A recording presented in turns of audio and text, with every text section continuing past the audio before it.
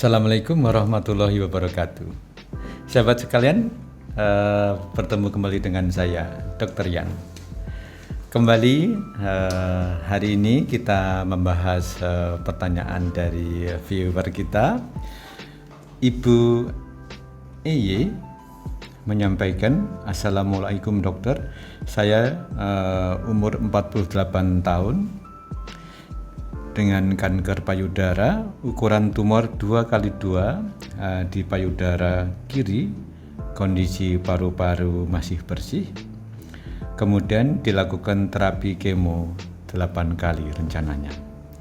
Baru 1 kali kemo tanggal 16 November kemarin, jadi baru hari ini hari ke-9 setelah kemo, dan ketika dicek laboratorium ada masalah di HB menjadi 10,9 dan leukosit, nanti saya jelaskan apa itu leukosit, nilainya adalah 2.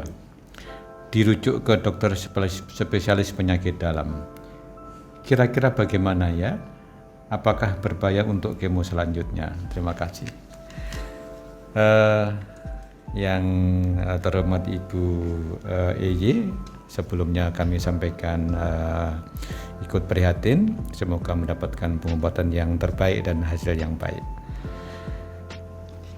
Sahabat sekalian, ketika diagnosa sudah tegak adanya kanker, hari ini pada kasus ini adalah kanker payudara, kemudian tadi ada data paru-paru bersih, artinya belum ada metastase di regional, belum ada metastase di organ sekitar dari payudara, kemudian dilakukan kemo.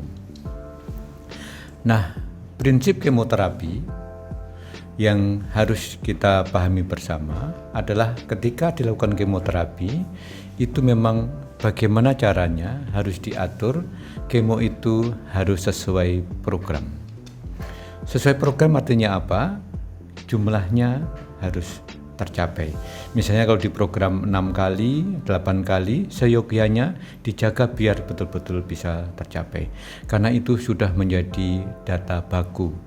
Data penelitian yang dilakukan seluruh dunia, itulah seri kemo atau jumlah kemo yang terbaik buat pasien. Yang kedua, pemahaman penting lagi tentang kemoterapi adalah sedapat mungkin bagaimana caranya bisa dilakukan tepat waktu sesuai jadwal. Kenapa? Karena kemoterapi itu sudah dirancang dan dihitung bagaimana bisa membunuh sel kankernya dan tetap menjaga sel tubuh yang sehat, dan dilakukan secara bertahap. Makanya tidak diberikan cuma 1 kali, tapi diberikan beberapa kali dan diberi rentang waktu jarak.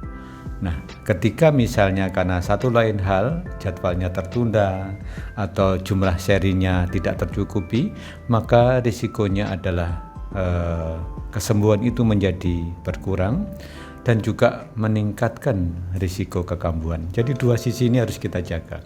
Jadi seorang ahli kanker dalam proses pengobatannya tidak hanya mencari kesembuhan pasien, tapi juga bagaimana menjaga di dalam rentang kehidupan pasien selanjutnya adalah tidak kambuh.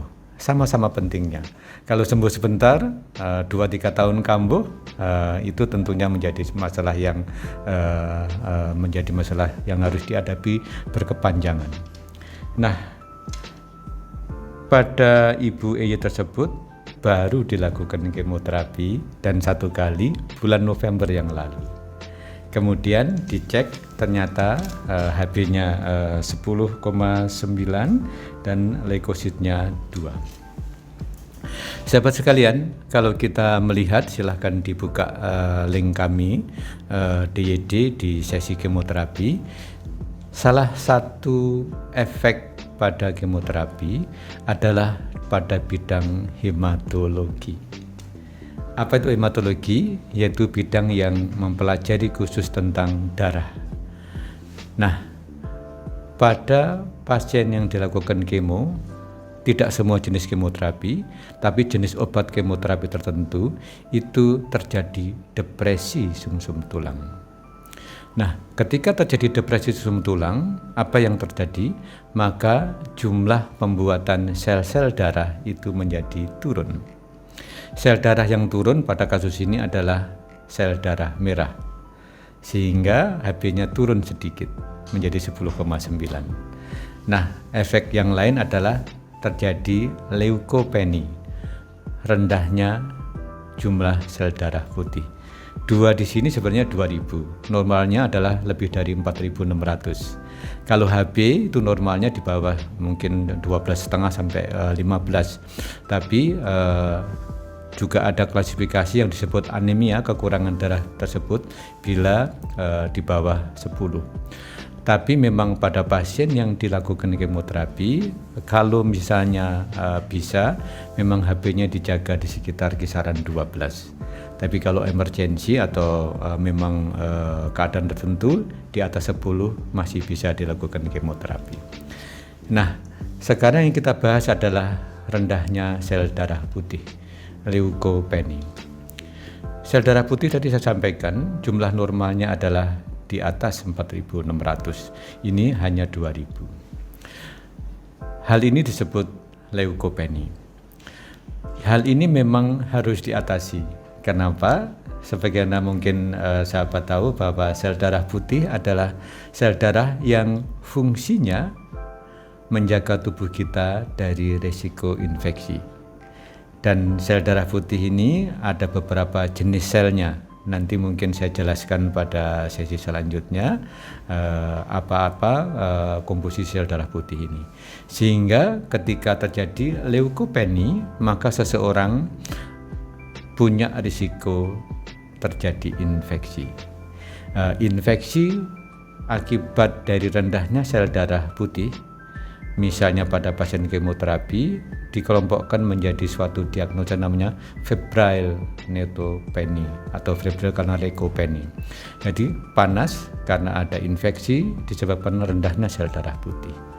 Nah, sehingga pada pasien seperti ini harus diberikan pengobatan untuk meningkatkan sel darah putih. Dan hal tersebut tanda kutip tidak sulit. Jadi kita sudah tersedia obat yang disuntikan, yang bila disuntikan 1 atau 2 kali akan meningkatkan sel darah putih dalam rentang waktu pendek, mungkin 2, 3, 4, 5 hari sudah kembali normal. Sehingga pasien sudah siap untuk dilakukan kemoterapi kembali. Dan pertanyaan terakhir, apakah berbahaya dan kenapa dirujuk ke penyakit dalam? Sahabat sekalian, keadaan leukopenia asalkan tidak disertai dengan panas, tidak ada tanda-tanda gejala infeksi, tanda kutip tidak berbahaya, tapi berisiko untuk menjadi berbahaya. Dan hal tersebut bisa di-manage oleh dokter ahlinya kanker sendiri, tapi bisa juga dengan kolaborasi kerjasama dengan dokter penyakit dalam. Jadi demikian sahabat, moga-moga memberikan pemahaman dan akhirnya mendapatkan pengobatan yang baik. Inti dari diskusi kita hari ini adalah beberapa bahkan hampir semua side effect, efek samping kemoterapi itu manageable. Artinya bisa di manage, bisa diatur, bisa diberikan pengobatan sehingga kembali siap untuk kemo.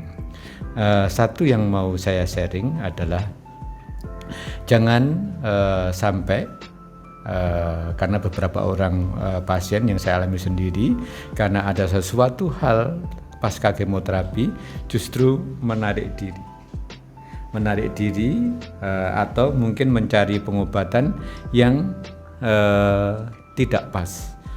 Padahal sebenarnya ketika ada suatu masalah, dengan datang ke dokter semula itu dalam 1, 2, 3 hari sudah membaik.